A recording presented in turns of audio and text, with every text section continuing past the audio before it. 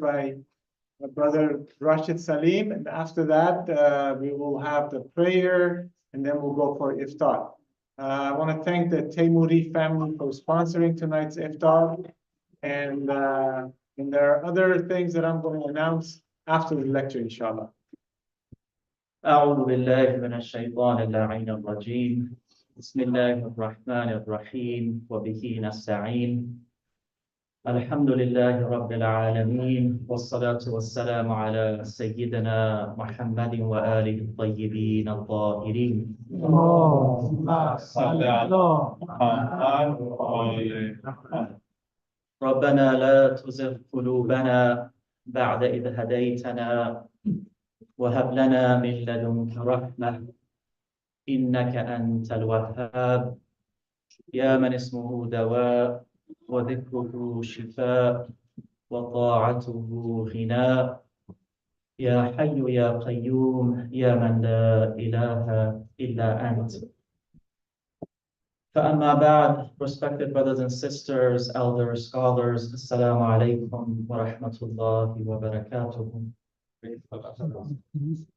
May Allah subhanahu wa ta'ala bless all of you and bless all of us in these remaining hours and days and nights of this sanctified and sacred and beautiful month that Allah subhanahu wa ta'ala has invited you and I as guests in, and has spread out endless possibilities to gain and to attain His mercy and forgiveness, and attain illumination and grace and discernment and knowledge and beauty and perfection in the human realm.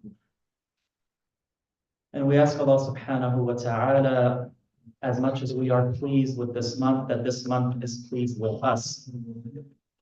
And we ask the Almighty to bless us and to protect us and all of you, so that this may not be our last Ramadan. The Almighty states in the Quran, Bismillah ar-Rahman ar-Rahim, لن تنالوا البر حتى تنفقون مما تحبون وما تنفقوا من شيء فإن الله به عليم. صدق الله العلي العظيم. This is a very beautiful and a very powerful verse in the Quran, wherein the Almighty starts off, first of all, with a condition. And this condition states, لَن تَنَالُوا الْبِرَّ. The incorporation of lan is a negation that is definite. It will never change. Just like in the Quran, when Prophet Musa sallallahu alayhi asks the Almighty about this possibility of viewing God or seeing God with the physical eye, some interpretations state that this request was actually not from Sayyidina Hazrat Musa sallallahu alayhi, but it was from the people of Bani Israel and those around him. But that is beyond the point. The fact is that Allah subhanahu wa ta'ala states, لَن تَرَانِي. You will never be able to see me with the physical eye. You will never be able to behold me in a physical sense. Physicality naturally contains a limitation and a containment related to space and time. Allah subhanahu wa ta'ala is beyond space and beyond time and beyond limits and beyond containment, whether in this world or the hereafter, whether past or present. But we human beings have various aspects of this limitation. Physically, we are limited, but in the imaginal realm, in the alam of khayal, whether it is imaginative as we are awake, or imagining in the realm of sleep, we are able to move beyond many of these limitations. Nonetheless, the usage of lan notes that there is an absolute denial or absolute refutation or impossibility, in other words. So Allah subhanahu wa ta'ala says, لَن تَنَالُوا الْبِرَّ. You will never be able to have this tanal. What does this tanal mean? To have access to have attainment of, to experience. to hold, right? To embrace and understand. It comes from the root word, which we also, in various languages, we have the term na'il, someone who has attained something, someone at times who is close to attaining something, has accomplished something. So the Almighty says, لَن تَنَالُوا الْبِرَّ. You will never be able to attain or accomplish or experience al-bir. What is al-bir? Again, various interpretations and various possibilities are extended. Some define al-bir as true belief, true iman. Some translate bir as success, right? Some translate bir as achievement or ecstasy or beauty. However, bir is in fact beyond all of those things. It's important to keep in mind that one of the names of the Almighty is Al-Bar. One of the names of God is Al-Bar. Al-Bar is one who has perfection of everything, beauty and excellence of everything, the one who contains all that is virtuous, all that is good, all that is excellent. That's Al-Bar. Right? Now here, لَن تَنَالُوا الْبِرَّ, this attainment and access and experience of bir cannot occur except for what? حَتَّى تُنْفِقُوا مِمَّا تُحِبُّونَ. Now, many of us are familiar with this phrase of infaq, right? Or nafaqa, which we generally understand to mean to spend, right? To use in the way of something. So we say infaq, meaning the responsibility of financial or material things. And oftentimes, when it comes to the translation of this verse, people assume that this verse is stating that you will never be able to experience or attain al-bir unless you spend. حتى تنفقوا مما تحبون. So they say, look, the Almighty is saying that if you want to experience or if you want to attain al-bir, what do you have to do? Hatta, the clause is here, the exceptionality is here, the condition is here, until you spend of that which tuhibbun, you love. So they say, we want to progress on the way of God. What do we got to do? You got to dig into your pockets. You got to spend, right? And this comes in handy when they're doing fundraisers. You want to experience bir? حتى تنفقوا مما تحبون. Spend, dig in. And that's when, human beings, mashallah, their phones get a little notification. All of the bills they haven't paid, all of the spending they must do, all of the things they have to save up for. It's hard. It's hard when it comes to, charity. It's hard when it comes to the masjid. It's hard when it comes to these types of spending for us to give $100, $200, $500, $1,000, more than that. But when it comes to a nice little dinner, a nice little dress, a nice little suit, a nice little watch, well, we justify it. The rest, we say, I earned it. Why can't right? The God has made this halal. Why are you making it haram? That's the idea that is spread out. But this isn't what tunfiqu means. Tunfiqu isn't simply referring to financial spending. This is a part of it. When it comes to infaq, a part of it, a facet of it, a percentage of it is spending money. But bir, going back to this word bir refers to everything that is beautiful, everything that is excellent, everything that has goodness. That's bir. Everything that is true. All of these things are tied together. These are not separate from one another. So if we are to revisit this verse from the beginning, the Almighty says, لَن تَنَالُوا الْبِرَّ حَتَّى تُنْفِقُوا مِمَّا تُحِبُّونَ. You will never be able to attain, you will never be able to experience, you will never be able to understand the full beauty and excellence and love and virtue and goodness that is available to you, except and until you give of that which you love. And this giving isn't simply money. What do human beings love more than money? Themselves. They love themselves. Right? They love their positions, they love their fame, they love the attention that they may get. People love these things. The love of this world is something that really consumes people. Right? What are people willing to do for some likes on the internet? What are people willing to do for some views on YouTube? What are people willing to do for attention? What are people willing to let go of or ignore in order to gain money? You look at the types of corrupt practices that are occurring, whether it is in medicine, whether it is in business, right? Whether it is in clothing, all of these various things.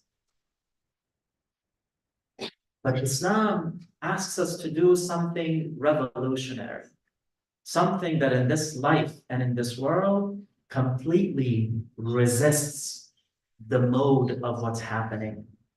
The system that we are in, this capitalistic, extremely secularizing, overly consumer-driven system that we are in, a hyper-militant consumerism, asks you to do two simple things. If you look at the foundations and the formations of the system, you're asked to do two primary things.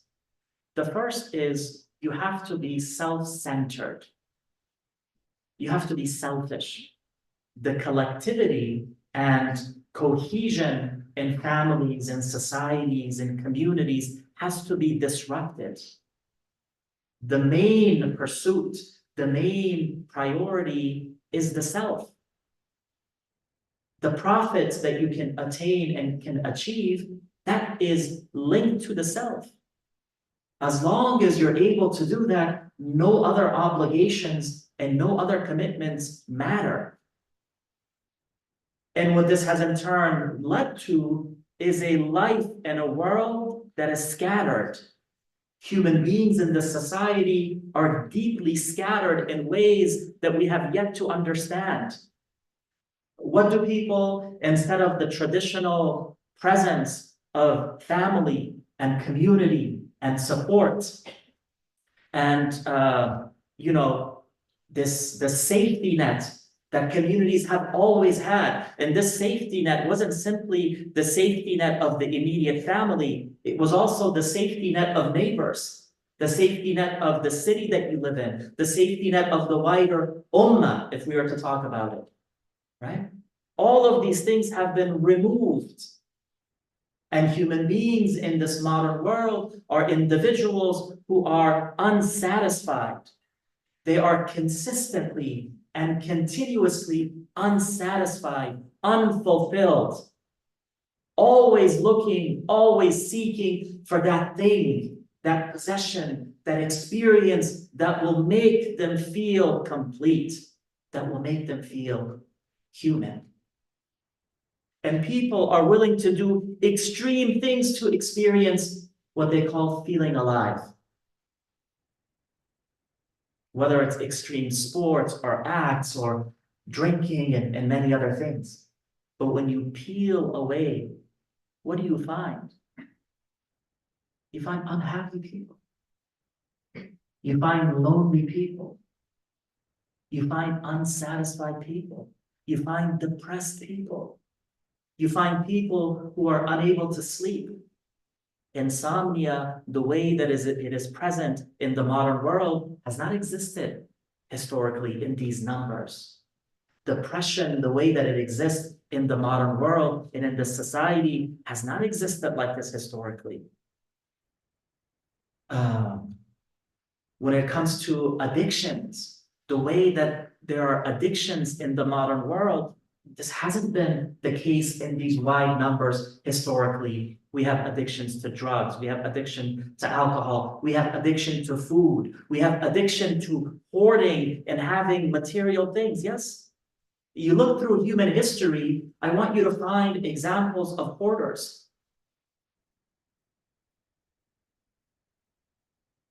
These are not things that just sprout out of nowhere. These are linked to deeply flawed philosophical and foundational things in society and in worldviews.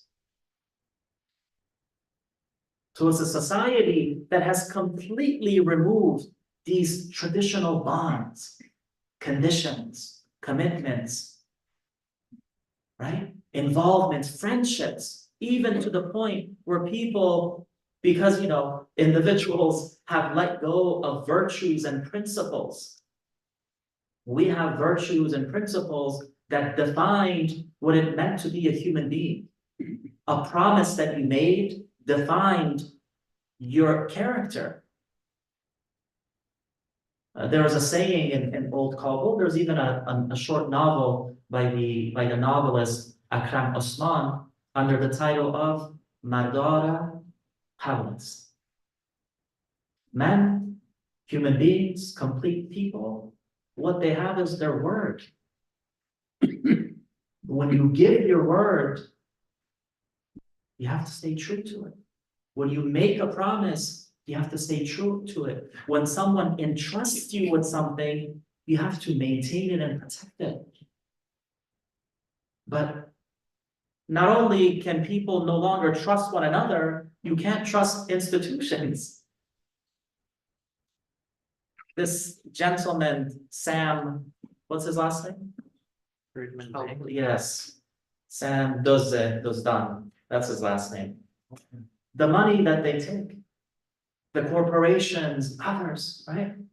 And even it comes to the fact where they say that a dog is a man's best friend. Well, why? Why can't another human being be a man's best friend? And no one asks this. We think it's a normal thing to say, but it's actually not a normal thing. It's not a normal thing for people to be so disappointed in other human beings that an animal becomes their best friend because they're loyal. Right? So it's a world that we are living in. It's a world that is filled with selfishness. And this selfishness, contrary to what we are told, does not lead to any type of comfort. It doesn't lead to any type of success. It doesn't lead to any type of peace. And what is a human life if it doesn't have peace? What is a human life if it doesn't have contentment? That was the first thing. The second thing is skepticism and doubt. The modern world and this system is rooted in deep doubt and skepticism of everything that's around you. It's impossible to actually acknowledge what you see with your eye. They want to make it impossible to acknowledge the truth that you hear, right? And we're seeing this play out in this genocide that is unfolding.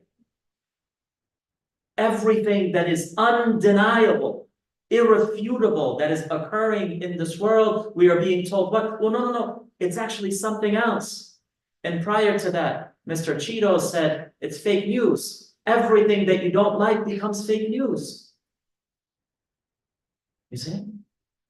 So what happens when institutions are filled and related to this idea of doubt and skepticism, well, then nothing really matters anymore. If people no longer have trust in religion because religion is used to control people, well, there's a doubt that becomes rooted and planted. When the family no longer matters, well, there's a doubt that is and a skepticism that is planted and rooted. When you can no longer trust one another, well, there's a doubt and a skepticism that is rooted. But this religion does something revolutionary. What is it? It asks you to overcome the self, overcome selfishness, overcome this tendency to disconnect your well-being from the well-being of others. It tells you that we have created you into nations and tribes, so that you may come to know one another. You may come together. You may listen to one another. You may offer aid and support to someone. Right? Now, with this in mind, Azizan, we come back to this verse and it says, لَن تَنَالُوا بِرَّ حَتَّى تُنْفِقُوا مِمَّا تُحِبُّونَ. You will never be able to experience the beauty and the excellence and the virtue and the goodness that is available, that God has extended and God has offered for you and I, except and unless you give of all that which you love. Money is a part of it. Time is a part of it. Is time not something that we love? To be in service of others is tunfiqu, is to give of that which you love. And remember, the insistence here is tuhibbun. It has to be that which you love. That this religion is rooted in this tradition of love. Right? And if you and I have not yet understood the centrality of love in this religion, we have to revisit and re-experience what it means to be Muslim. If we do not have love in Islam, love of the divine, love of the Prophet, love of the Ahlul Bayt alayhi salatu wasalam, love of the Quran, love of fasting, prayer, love of charity, all of these things are love. If you do not love it, if we do not love it, if we do not understand it in the context of love, it's flawed, it's incomplete. Completion comes through love. That's what transformation happens. That's why individuals, you have three types of people during the month of Ramadan. Those who dread Ramadan. Oh my God, Ramadan in the summer again. God is understanding. I can't do it. Everyone, mashallah, they develop an entire sheet of physical problems they have. One person says, my liver. One person says, I get dizzy. One person says, I have headaches because of caffeine. Caffeine, it's hard, right? One person says, people sometimes even ask mujtahids, I don't want to fast these many hours. Can I travel? Wallahi, can I travel? Can I go somewhere else? Well, okay, if you have to travel for work or something like that, have it, I get this. But if you want to travel to run away from fasting, as much as the fuqaha allow it, I'm not a faqih. Yeah? I play one on TV. I'm not a faqih, but if the fuqaha allow it, that's their responsibility. But the issue is, why would a believer, why would a Muslim run away from Ramadan? This mercy, this beauty, this love, this compassion, this forgiveness that's available in this month. You should long for it, right? You should long for it. But people run away from it. So you have one category that's that. The other category is individuals, they go through the motions. Groggy, they wake up for sahar and sahari and they eat something and they're like, okay, now I gotta go to the masjid. Hopefully Rashid's not speaking, like I talk too much and we do all of these different things and you give a little bit of charity and everyone gets excited for Eid. Everyone's happy for Eid. The other thing that happens in the second group is, mashallah, they always know when it's time for prayer. During the month of Ramadan, everybody knows when it's time for prayer, mashallah. It's a phenomenon. I don't know, someone should do research on this. What happens to the Muslim brain that in the month of Ramadan, everyone finds out when it's time for prayer. Other months you ask, Avajan, namaz digar kudam vaktas, namaz asr. There's a one of Farsi, digar namaz asr. Namaz indigat kudam waqt است? I don't know. Let me pull up my phone. In the month of Ramadan, before you speak, Rashid John, iftar is in 3 minutes. صلى على محمد وآل محمد. اللهم صل على محمد. I think today iftar is at 9:15, right? So I still have plenty of time. صلى على محمد وآل محمد. اللهم صل على محمد وآل محمد. That's the second. They go through the experience. May Allah accept it from them. And there's a third group. There's a select group of individuals. They look forward to the arrival of Ramadan. They prepare for the month of Ramadan. Right? They plan their entire year around Ramadan. Their preparation occurs in the month of Rajab, in the month of Sha'ban, in other months, in fasting, right? In preparation, in asking and supplication. For example, one of the recommendations prior to the arrival of the month of Ramadan is to recite Surah Al-Qadr in your prayers. Inna anzalnahu fi laylatil qadr. You recite this in your prayer. You can also do this in the month of Ramadan, as a way to prepare oneself, as a way to bring and to invite the blessings of the month of Ramadan. Now, this category of individuals, they understand that there's endless blessings in this month for everyone. That's the beauty of Ramadan, that irrespective of how you have lived your life in other ways, the month of Ramadan offers tremendous transformation, tremendous possibility. We can't say, well, you didn't pray your prayers this previous month, you're praying now in the month of Ramadan, you're a part-time Muslim. No, that's not the case. The fact that someone has been invited into this month is a sign from God. Right? You're being extended a chance, you're being extended an opportunity. You and I are being extended love and mercy from God. So لن تنالوا البر حتى تنفقوا مما تحبون.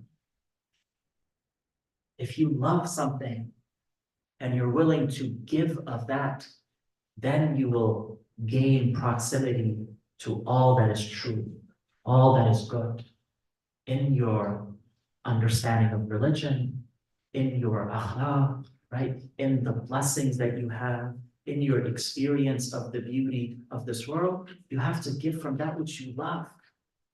A number of years ago, I was part of a clothing drive that people from the wider Muslim community donated clothing that was being sent to different Muslim countries.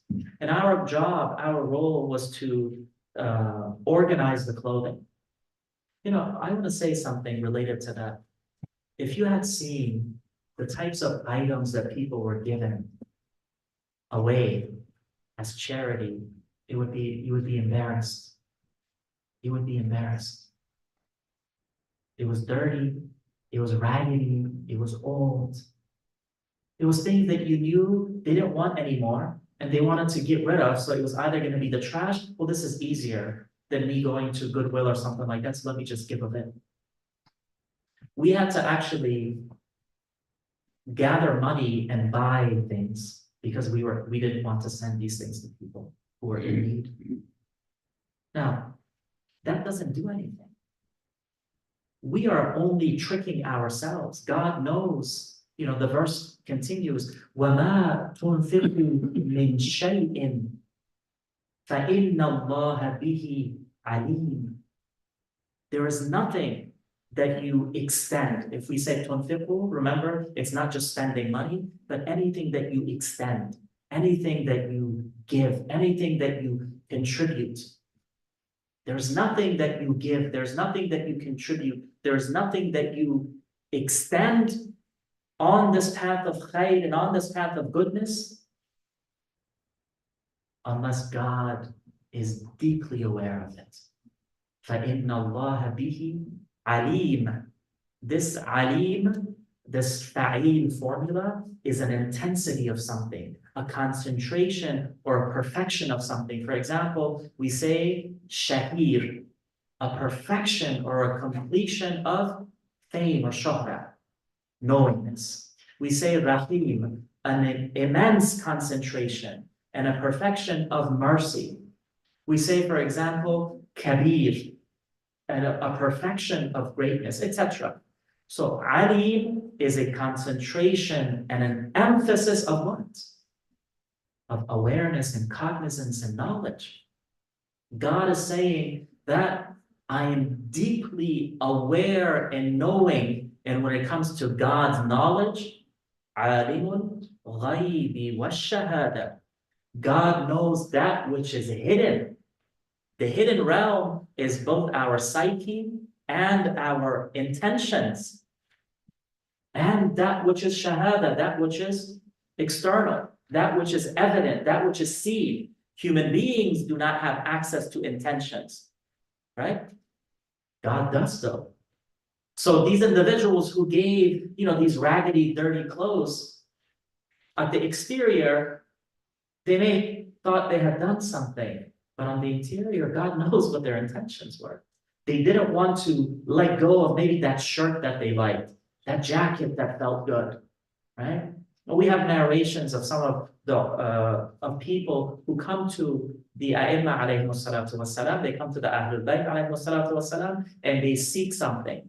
And the Imam sallallahu alayhi, they take something that is in their hands, right? Whether it's money, whether it's clothing, whatever it is, and they give it freely to them.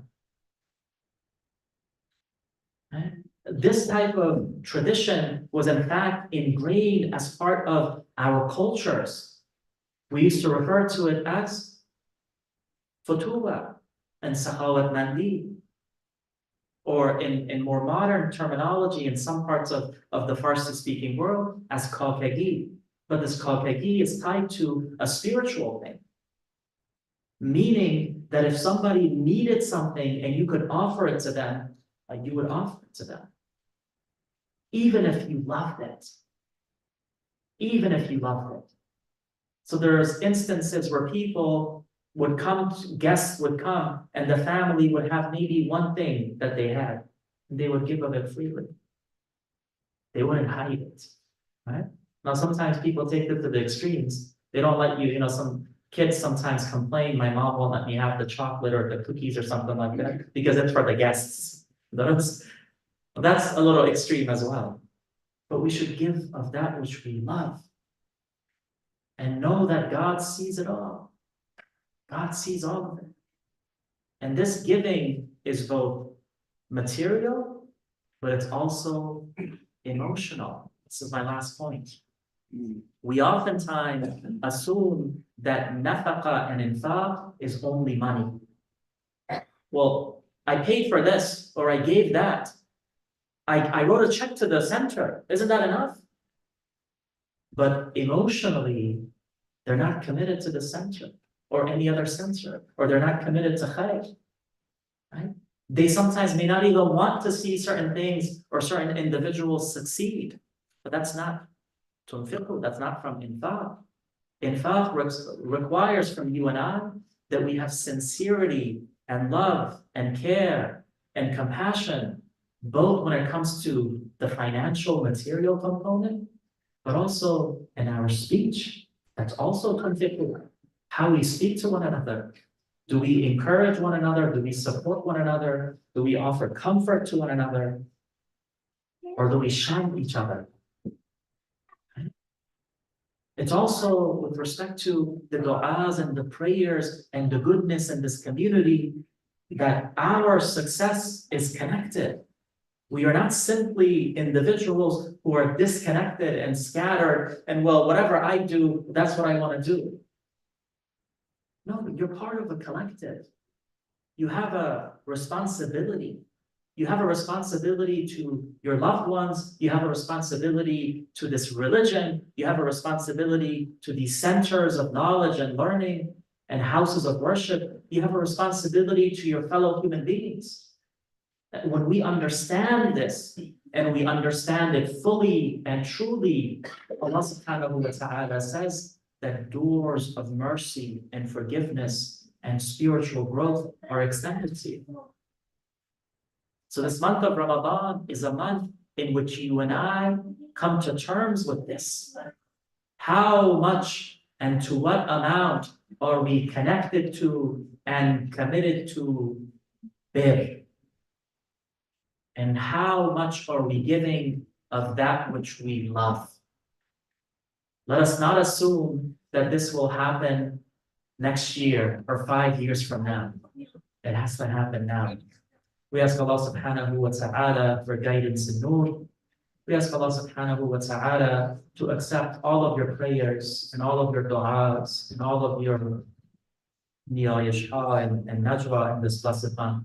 We ask Allah subhanahu wa ta'ala that in these remaining days and hours and nights of this sacred month, to grant us His afwa and mercy, to grant us tawfiq and barakat, to increase us in ma'rifah and taqwa, to inspire us with His remembrance, and to increase us in His love, and in the love of the Prophet, and in the love of the Ahlul Bayt, alayhi salatu wassalam, the love of the righteous and the awliya, and to allow us to experience the beauty of this religion, and to aid us to give from that which we love. برحمتك يا أرحم الراحمين والصلاة والسلام على سيدنا محمد وآله الطيبين الطاهرين.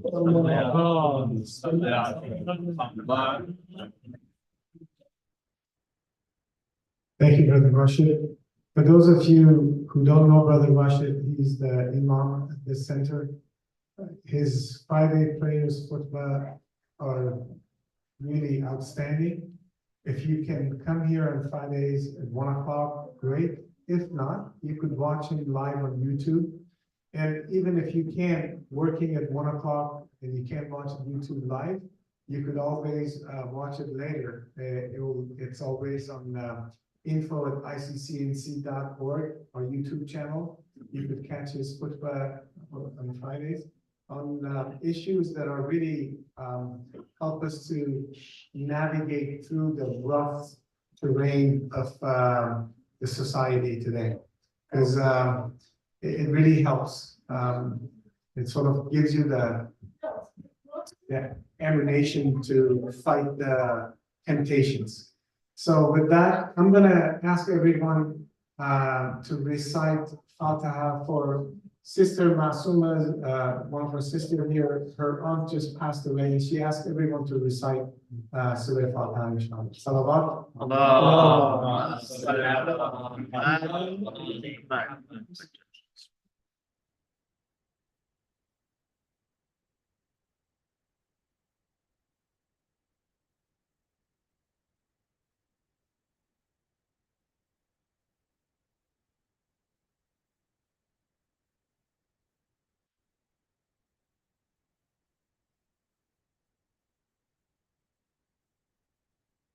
Okay.